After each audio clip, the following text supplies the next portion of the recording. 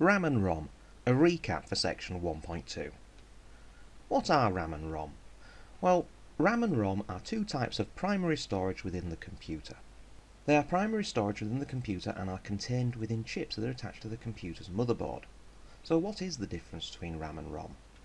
Well, ROM stands for read-only memory. ROM chips are used to hold the programs that are needed to make your computer start up when you turn it on. Without the information contained with ROM, a computer would not know how to handle things like the keyboard, the mouse and the monitor. The program is actually called BIOS, which means Basic Input-Output System. Another example of ROM is firmware. Firmware chips are usually found in devices like mobile phones and DVD drives and other self-contained devices. Firmware is the software that tells these devices how to operate. For example, in a DVD drive, firmware will explain how to open the drawer and how to read discs.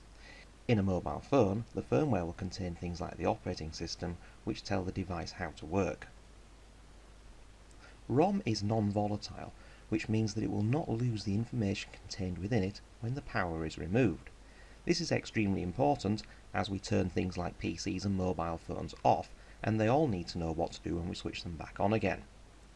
Without the ROM, computer parts are simply a bunch of wires connected together with no idea how to actually start up. When you push the button, the computer needs to know what to do, otherwise it's just an expensive doorstop. RAM, on the other hand, stands for Random Access Memory. It is a place that programs are loaded so that they can be run. You can think of RAM as a bit like your desk space in front of you. When you want to work with something, you need to get it out onto your desk before you can start writing with it, or editing it, or looking at it, or whatever. The thing is, the more stuff you get out onto your desk, the more space is taken up. The same thing is true within computers' RAM. So computers have got a technique for dealing with this, and it's called virtual memory, which involves allocating a portion of secondary storage which works in the same way as primary storage. The thing is, secondary storage is much slower than primary storage, so it takes more time to use. You can think of this secondary storage, or the virtual memory, as being a bit like your bag. When you want to get something else out onto the desk, you're going to need to put something away before you have space to use it. This is absolutely fine. The only thing is, it takes time to swap these programs around. So the more information and programs that you want to load up, the more swapping needs to occur. If you continue to open up programs, eventually you're going to end up with so much on secondary storage that the computer is going to slow down.